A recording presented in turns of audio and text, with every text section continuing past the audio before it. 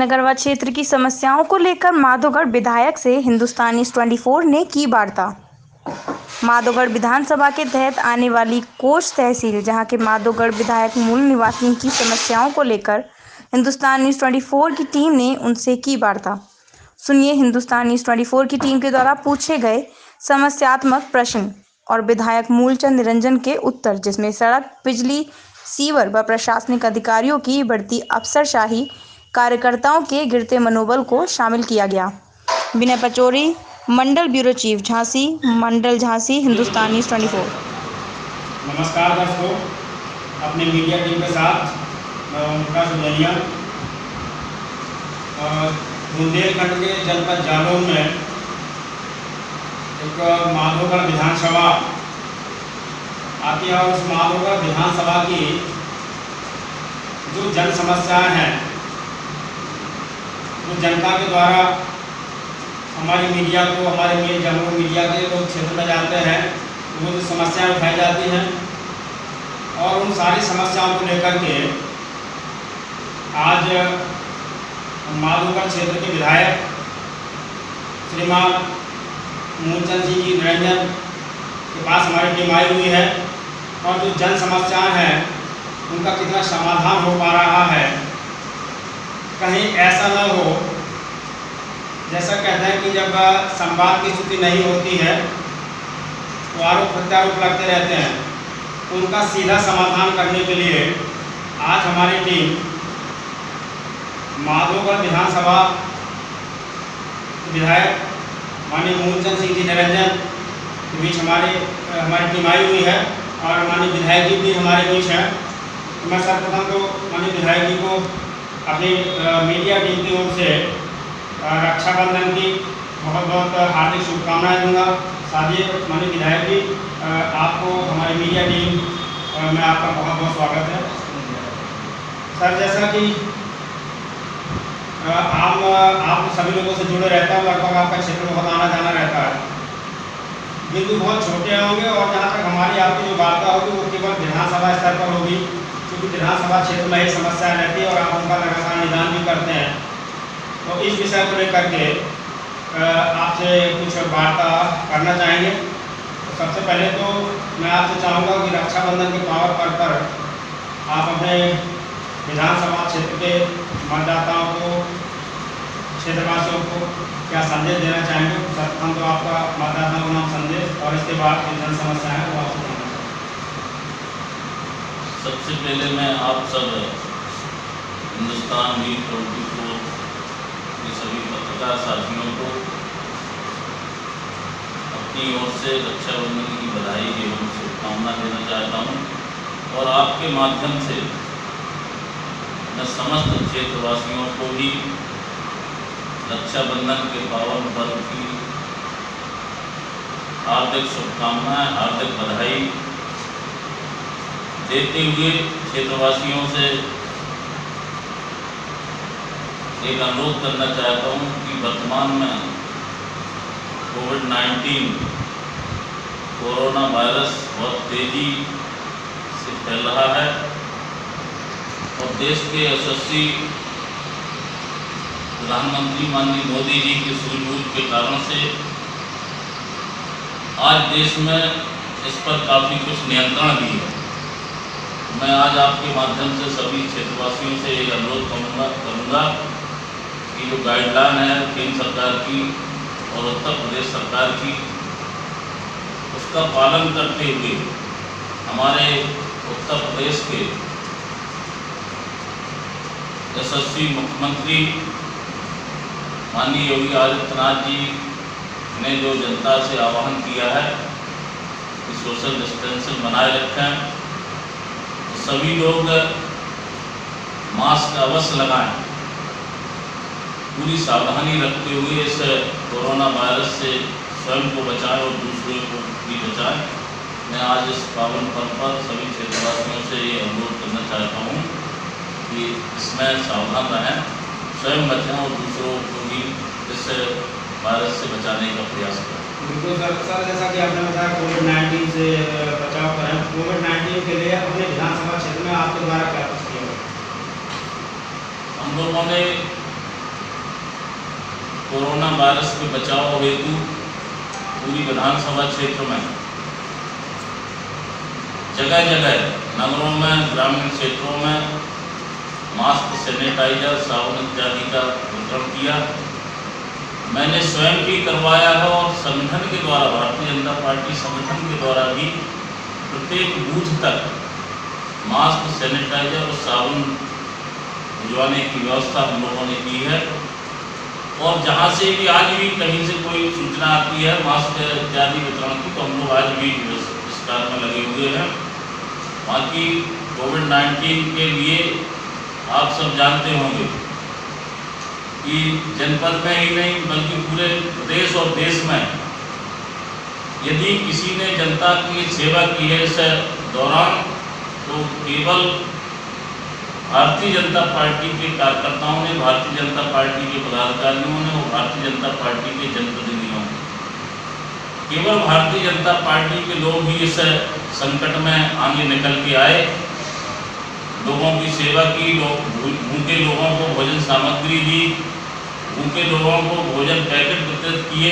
शुरू से ही जब से लॉकडाउन प्रारंभ हुआ मार्च से लेके अभी तक लगातार हम लोगों ने जनता के बीच रहकर जहाँ जिस चीज़ की आवश्यकता है, जिनको भोजन सामग्री की आवश्यकता थी वहाँ भोजन सामग्री भिजवाई, जिनको भोजन पैकेट की आवश्यकता थी उनको भोजन पैकेट भी भिजवाए। और जो प्रवासी मजदूर आए हैं उनकी भी लगातार चिंता हम लोगों ने की है। हाईवे पर हम लोगों ने कैंप लगाकर प्रतिदिन उन लोगों को भोजन वितरण करने का भी काम किया है। सर, क्या रहता है कि आपको विधानसभा क्षेत्र में जितने भी प्रशासनिक अधिकारी आते हैं उनके साथ समय समय पर बैठना होता है? निश्चित रूप से समय समय पर हम लोग अधिकारियों के साथ संवाद रखते हैं और 1-2 महीने में समय समय पर जब समय होता है, आवश्यकता होती है तो उनके साथ बैठते भी हैं, वार्ता भी करते हैं और जन समस्याओं से उनको अवगत कराते हैं, उनके निराकरण का भी उनसे आग्रह करते हैं जल्दी से जल्दी जनता की समस्याओं का निराकरण। सर, ऐसा लगता है कोविड-19 की प्राथमिक विकास समस्या चल रही है, आप इस क्षेत्र में रहे हैं, जहाँ तक प्रशासनिक बात आती है, मैं प्रशासन की बात इसीलिए कहा हूँ, कल हमारी टीम आपके थाना क्षेत्र केलिया में गई हुई थी, तो पीपली एक तिराहा पड़ता है और बहुत महत्वपूर्ण तिराहा है। यहाँ से मान लीजिए कि झांसी के लिए आवागमन होता है, मध्य प्रदेश की सीमा को भी जोड़ा जाता है और वहाँ जितनी ज़बरदस्त भीड़ थी, किसी के पास भी सैनिटाइजर नहीं था। मैंने सबसे पर्टिकुलर पूछा भी हाथ धोने के साबुन बांटने की व्यवस्था नहीं थी। दूसरा, वहाँ पर लगी हुई एक पुलिस की व्यवस्था भी लगी हुई थी, वो स्वयं में मास्क नहीं लगाए थे। ऐसी स्थिति में क्या लगता है? वैसे ये मैं मानता हूँ ये सारी जानकारियाँ आपको नहीं लगती, आप अगर उससे गुजरे होते पहले सारे सतर्क करती होते, लेकिन मीडिया के लोगों से पब्लिक का सीधा जुड़ाव होता है। तो ऐसी स्थिति में जब भी जानकारी आती है तो संबंधित व्यक्ति को कभी आपका कहना होता है जानकारी में? मैंने पहले भी आप बताया कि केंद्र की गाइडलाइन और प्रदेश की गाइडलाइन के तहत क्षेत्र की जनता से मैंने अनुरोध किया है कि गाइडलाइन का पालन करते हुए मास्क और सैनिटाइजर का उपयोग, साबुन का उपयोग अवश्य करें। लेकिन जो आपने कहा है कि अभी 100% तो नहीं है, लेकिन काफ़ी कुछ लोग मास्क का भी यूज कर रहे हैं और घरों में अपने निश्चित रूप से साबुन और सैनिटाइजर का भी प्रयोग करते हैं। हो सकता है वहाँ पर लोग न लिए हों, लेकिन काफ़ी कुछ जागरूकता आई है और मैं समझता हूँ कि एक ये बीमारी है, ये जो वायरस है, ये जन जागरण से, जागरूकता से ही इसका समाधान संभव है। इसका आप सबको प्रत्यक्ष उदाहरण भी है कि मोदी जी ने जन जागरण के लिए ही 2 अभियान लिए थे। प्रथम चरण में उन्होंने देश की जनता से आह्वान किया था कि सब लोग इस कोरोना वायरस को हराने के लिए, इस पर जीत हासिल करने के लिए अपने घरों में थाली, घंटा इत्यादि बजाएंगे। तो पूरे देश की जनता ने उनके आह्वान पर इसमें सहयोग किया था और हर घर में घंटा घड़ियाल बजाए गए थे। तो दूसरे चरण में उन्होंने आह्वान किया था कि प्रत्येक व्यक्ति, सारे देशवासी अपने घर में दीपक जलाएगा। तो हम सब ने देखा होगा कि लोगों ने दीपक, 1-2 दीपक नहीं जलाए, घरों में पूरी दीपावली जलाई थी। और ये काम केवल हिंदुस्तान में, भारत में ही नहीं, ये काम जो है दीपावली जलाने का पूरे विश्व के तमाम अनेकों देशों में भी लोगों ने किया है। तो निश्चित रूप से मोदी जी के आह्वान को जनता गंभीरता से लेती है और उस पर जनता ने गंभीरता से लिया है और लोग प्रयास भी कर रहे हैं। थोड़ा बहुत सब जगह होता है और मेरा प्रशासन के लोगों से भी यही आह्वान है कि पहले स्वयं प्रशासन के लोग इस को अपनाएं, तभी जनता भी उनको देख के निश्चित रूप से इसका जो है पालन करेगी। सर, मूल बिंदु यही था कि प्रशासन के लोग इस चीज़ को गंभीरता से नहीं ले रहे हैं, ये हम इस पर कहना चाहे। चलिए अब आते हैं नगर की समस्याओं। तो यहीं आपका देख लेते हैं मार्कंडे चौक में जो आपने बड़ी निधि के साथ जब आपने रोड डलवाया था तो नगर में एक बड़ा अच्छा हर्ष का विषय था और आप समाचार पत्रों में बड़ा से उसमें छाए हुए थे।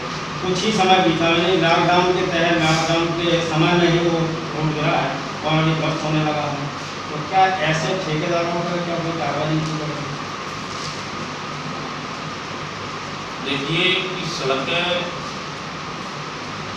जो मैंने आपको बताया कि मैं बाकी जिले की और देश की बात नहीं करता हूँ, मैं अपने पहुँच और माधोगढ़ विधानसभा क्षेत्र की बात करता हूँ। माधोगढ़ पहुँच विधानसभा के अंतर्गत सैकड़ों की संख्या में मैं समझता हूँ कि लगभग 300 से 400 के बीच में संपर्क मार्ग और मुख्य सड़कें थी जो पूर्ण रूप से बंद पड़ी हुई थी। हम लोगों ने 3 साल के कालखंड में ही इनमें से 90 नहीं, मैं तो कहूँगा 95% सड़कें ठीक कराने का काम किया है। वो जो सड़कें ठीक हुई हैं वो कोई नया निर्माण नहीं हुआ है। यदि इतनी बड़ी सड़कों का नया निर्माण होता तो मैं समझता हूँ कि माधोगढ़ विधानसभा में ही हजारों करोड़ रुपए केवल सड़कों में लग जाता। तो इतना नया निर्माण संभव नहीं था, लेकिन हम लोगों ने सारी सड़कों को आज चलने लायक बनाया है। और हमारी सरकार की और हम लोगों की जो सड़कें जिन्होंने बनाई हैं, जिन्होंने मरम्मत की है, उनको 2 साल तक उन सड़कों की स्थिति ठीक रहे, 2 साल की इसकी गारंटी है। जो सड़कें बरसात में अभी कहीं गड़बड़ हुई हैं, बरसात खत्म होते ही पंचानन वाली सड़क की अभी आपने जैसे बात की है, मैं अभी भी ठीक, उसको तत्काल भी ठीक हो सकती है, लेकिन बरसात में जितनी जो कुछ होना हो एक बार वो गड़बड़ हो जाएगी, तो उसको जैसे नई बनती है पुनः बरसात बाद जो सड़कें अभी मरम्मत की गई हैं या बनाई गई हैं, उनको बरसात खत्म होते ही उनको ज्यों ठीक कराया जाएगा। लोक निर्माण विभाग के अधिकारियों से कह के जो भी संबंधित ठेकेदार होगा वो भी निश्चित रूप से 2 साल की गारंटी होगी, उसको पूरा सही से कराया जाएगा, चाहे ग्रामीण संपर्क मार्ग हो चाहे यहाँ का मार्ग। मैंने किसी प्रकार की सड़कें हैं इनको बरसात के बाद पुनः ठीक कराया जाएगा। सर, एक लास्ट को मिल रहा है कि अधिकांश घरों में इलेक्ट्रॉनिक मीटर लगे होने चाहिए, वो नहीं लगे हैं और इनके जो मीटर रीडर है वो चोरी करवा है, तो कोई किसी भी प्रकार से कार्रवाई नहीं की जा रही है। तो ऐसी स्थिति में क्या लगता है कि ये जो चल रहा है वो चलता रहता है? देखिए, मैं आपको अवगत कराना चाहता हूँ कि उत्तर प्रदेश में चाहे बिजली की व्यवस्था हो, चाहे सड़कों की व्यवस्था हो, विगत 15 सालों में जो लगातार सपा बसपा कभी बसपा की सरकारें नहीं, इनके शासनकाल में बिजली व्यवस्था पूर्ण रूप से ध्वस्त हो चुकी थी। अपने जनपद में ही नहीं बल्कि पूरे प्रदेश में 2, 4, 5 जिले छोड़ दिए जाएं तो पूरे प्रदेश में सड़कें भी ध्वस्त थी। आप सब मीडिया के बंधु हैं, आप घूमते रहते हैं, आपने देखा होगा कि अपने इस पहुँच और माधोगढ़ क्षेत्र में भी एक भी संपर्क मार्ग कोई भी चलने लायक नहीं था। ये संपर्क मार्गों की वजह से एक भी सड़क, बड़ी सड़क जो मेन सड़कें हैं, वो भी एक भी सड़क कोई चलने लायक नहीं थी। इतनी दुर्गति थी। लाइट की तो मैं ये आप भी जानते होंगे कि विद्युत की तो व्यवस्था ये थी कि शायद ग्रामीण क्षेत्रों में 2 घंटे 4 घंटे 5 घंटे मिल जाए तो बहुत बड़ी बात थी। और ग्रामीण क्षेत्रों में तो ये होता था कि कहीं किसी गांव की यदि खम्भे या तार टूट गए तो महीनों लाइट वहाँ ठीक नहीं होती थी, लोगों को महीनों लाइट नहीं मिल पाती थी। ट्रांसफार्मर फूक जाते थे तो महीनों ट्रांसफार्मर नहीं बदलते थे, और जहाँ लोग कैसे बदलने का प्रयास करते थे तो वो लोग चंदा एकत्र करके ट्रांसफार्मर बदलवाने के लिए 10,000 रुपये 15,000 रुपये जाके बिजली विभाग के लोगों को देते थे, तब वो उनका ट्रांसफार्मर बदल पाता था। मैं तो उत्तर प्रदेश के मुख्यमंत्री माननीय योगी जी को बहुत बहुत धन्यवाद दूंगा, बिजली मंत्री ऊर्जा मंत्री श्रीकांत शर्मा जी को भी मैं धन्यवाद दूंगा, जिन्होंने 3 साल के कार्यकाल में ही आज कहीं यदि ट्रांसफार्मर फूटता है तो 24 घंटे और 48 घंटे में ट्रांसफार्मर बदल जाता है। ट्रांसफार्मर बदलने में कोई पैसा नहीं लगता, कोई रिश्वत नहीं लगती है। क्योंकि आपने कहा, मैं इस बात को मानता हूँ कि जो सपा बसपा ने एकदम सारी व्यवस्था ध्वस्त कर दी थी, पूरे उत्तर प्रदेश की लाइनें जर्जर पड़ी हुई थी, पूरे उत्तर प्रदेश में ट्रांसफार्मर की हाहाकार मची हुई थी और लाइट आती नहीं थी। इस व्यवस्था को काफ़ी कुछ ठीक किया। आप एहसास करते होंगे कि ये व्यवस्था लगभग 60-70% ठीक हुई है, क्योंकि बहुत बड़ा प्रदेश है, बहुत बड़ी बिजली की इतनी बड़ी व्यवस्था है कि सारे जनपदों में सब जगह जर्जर लाने पड़ी हुई थी। उनको धीमे धीमे हम लोग बदलवाने का प्रयास कर रहे हैं। जब लाइनें ठीक हो जाएंगी तो आज जो थोड़ी बहुत कहीं 1 घंटा 2 घंटा 3 घंटा कम बिजली मिलती है, वो कटौती भी बंद होगी। निश्चित रूप से सरकार इसके प्रति गंभीर है और हम लोग भी इस काम में लगातार लगे हुए हैं। इस रोड क्षेत्र की सड़कें भी ठीक हों, लोगों को विद्युत व्यवस्था भी सुचारू रूप से मिले, लोगों को स्वास्थ्य सेवाएं भी सुचारू रूप से मिले, इसके लिए हम लोग संकल्पित हैं और उसमें लगे हुए हैं। सर, जैसा कि मैंने कहा कि मैं प्रदेश और राष्ट्र यहाँ पर ही विद्युत को मैं देखा हूँ, ईमानदारी से जला रहा है और बिलों का भुगतान कर रहे हैं, चोरी कर रहे हैं, उन पर कोई एक्शन नहीं लिया जा रहा। इस संबंध में क्या प्रदेश में वार्ता हुई है या मेरी इस संदर्भ में लगातार बिजली विभाग के अधिकारियों से अभी 3 दिन पहले जिले की दिशा समिति की मीटिंग थी, उसमें हम लोगों ने इस बात को रखा था। पहले तो मैं समझता हूँ कि 90% लोग जो है चोरी से ही बिजली जलाते थे। चोरी का मतलब सरकारी बिल जमा नहीं करते थे, लेकिन जो विद्युत विभाग के कर्मचारी है उनकी जेब में जरूर पैसा देते थे। जब कोई घूमते थे तो गए 200-400-500 रुपये उनके जेब में डाल दिए। इस तरह से लोग पहले बिजली जलाते थे। आज मैं ये दावे के साथ कह सकता हूँ कि इसमें 80% परिवर्तन आया है। 20% अभी हो सकता है कुछ हम लोगों के बिना जानकारी में कुछ कर्मचारी बदमाशी करते हों, तो उसको भी दूर करने का हम लोग जो है प्रयास करेंगे। लोगों से, क्षेत्र की जनता से, लोगों से मेरी ये अपील है कि भारतीय जनता पार्टी की सरकार हर गांव में और ख़ासतौर से बुंदेलखंड में 24 घंटे लोगों को बिजली मिले, इसके लिए प्रयत्नशील है। यदि हम लोग 24 घंटे बिजली चाहते हैं तो एक मेरी अपील है कि हम लोगों को भी बिल निश्चित रूप से देना चाहिए। जिनके बिल ज़्यादा है, अगर वो हम लोगों के संपर्क में आएंगे, उनको बिल सही करा के और बिल हम लोग देंगे तो निश्चित रूप से बिजली भी सुचारू रूप से मिलेगी। और बिजली हमको जो सरकार का एक बुंदेलखंड के लिए विशेष वो है कि बुंदेलखंड में 24 घंटे हम बिजली दें, तो ये भी पूरा होगा। सर, अब मैं लास्ट अपने क्षेत्र में बात कर रहा हूँ कि अफसरशाही इस समय बाढ़ पर है। हम लोगों की भी, हमारे कार्यकर्ताओं की बात नहीं मानी जाती है। कार्यकर्ता अपना नाम परिचय ही बताता तो भी प्रशासन मानता नहीं है। ऐसी क्या स्थिति है? मैं समझता हूँ कि मैं तो प्रतिदिन क्षेत्र में ही रहता हूँ और आज से ही नहीं, जब से मैं चुनाव जीता हूँ उस दिन से लेकर आज तक कहीं पार्टी की मीटिंग में लखनऊ क्षेत्र के विकास के लिए या हमारा विधानसभा सत्र चल रहा हो, उस समय मैं बाहर हूँ, अलग विषय है। लेकिन जब मैं जनपद में रहता हूँ तो निश्चित रूप से एक भी दिन घर नहीं रुकता हूँ। 2 गाँव, 4 गाँव, 5 गाँव, 10 गाँव, जितना जब संभव होता प्रतिदिन निकलता हूँ। ऐसी कोई ज़्यादा मेरे संज्ञान में मामला नहीं आया है, लेकिन आपने कहा है तो इसको भी मैं देखूँगा। अफसरशाही की कोई मनमानी या कोई ऐसी बात कार्यकर्ताओं के द्वारा अभी ऐसी कहीं हम लोगों के संज्ञान में नहीं है। लेकिन आपने कहा है तो उसका भी मैं इसको देखूंगा, अगर ऐसी कोई बात होगी तो अधिकारियों से बात करके उसको दूर किया। ठीक है, एक तो आपके संज्ञान में होगा कि आपके बहुत से परिचित थे, भारतीय जनता पार्टी के नगर अध्यक्ष थे, इस समय वर्तमान में सभासद हैं, और कम से कम ये मर्यादा के तौर पर, मैं मानता हूँ उनकी गलती हो सकती है, लेकिन मर्यादा के तौर पर अधिकारियों को ध्यान दें। दूसरा उदाहरण आ रहा है, ये जो गौ रक्षा को लेकर के बजरंग दल के कुछ कार्यकर्ताओं ने गौ रक्षा को लेके जब आगे अपना कदम बढ़ाया तो उनके मुकदमा उनके खिलाफ मुकदमा कायम कर दिया गया। तो क्या लगता है कि हमारे जो भारतीय जनता पार्टी के आसामी संगठन है, हमारे समर्थक हैं, और उनके साथ अगर ऐसी स्थिति बनाई जाएगी तो गौ हत्या के लिए माननीय योगी जी भी बहुत सख्त हो रहे हैं, और अगर इसमें कोई हाथ से डालता है या इस तरह कोई जाता तो प्रशासन उनके कार्रवाई गौरक्षकों को कर देता है।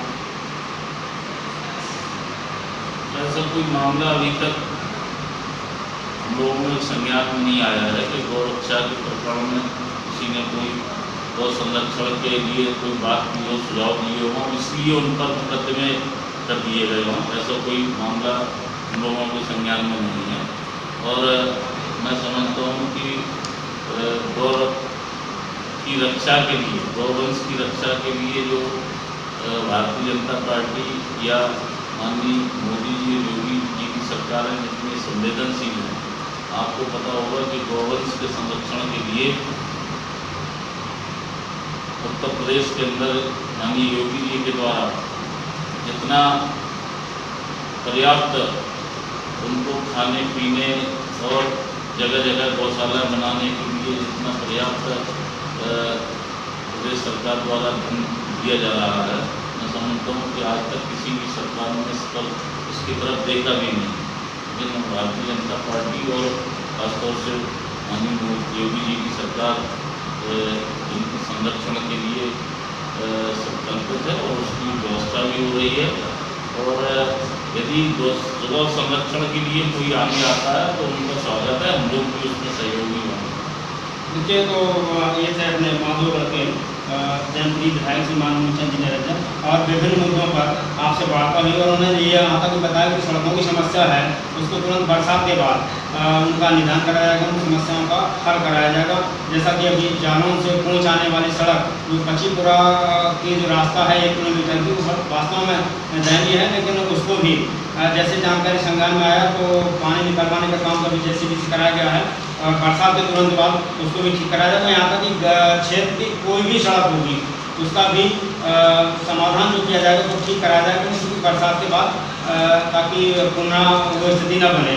और विभिन्न मुद्दों का जैसे होता है, सीवर की समस्या थी उसका भी इंतजाम है। विद्युत चोरी की जहाँ तक बात आती है तो पूरे प्रयास विधायक जी के द्वारा किया जा रहा है। एक बात और बिंदु आया था कि कार्यकर्ताओं की उपेक्षा हो रही है, प्रशासन जो है अपनी अफसरशाही चला रहा है, तो उस पर भी उन्होंने स्पष्ट कर दिया कि अफसरशाही नहीं चलने देंगे। यदि पहला प्रयास तो ये रहा कि हम अपनी जगह ठीक रहें, और हम अपनी जगह ठीक रहेंगे फिर कोई भी अधिकारी किसी भी प्रकार से कार्यकर्ता को क्या आम नागरिक को परेशान नहीं कर सकता है।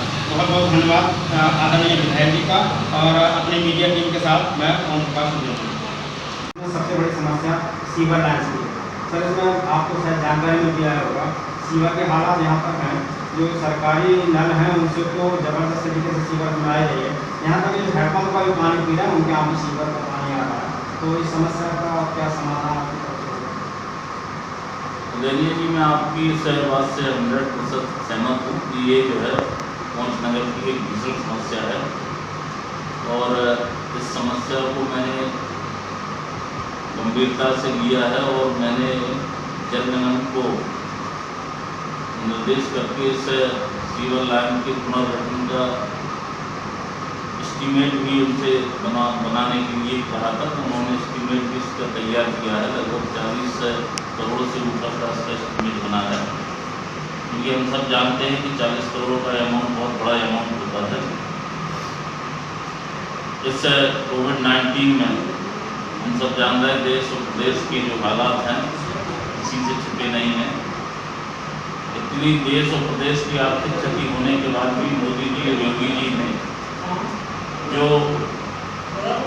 गांव और शहरों में रहने वाले वंचित लोग हैं, गरीब लोग हैं, उनको हम सब ने देखा होगा कि लगातार उनको फ्री राशन भी दे रहे हैं। उनको जो प्रवासी आए उनको भोजन सामग्री किट भी दी है, लगभग 40 किलो प्रति व्यक्ति के हिसाब से, और सबके खातों में 1000 रुपये 500 रुपये भी भेजा है।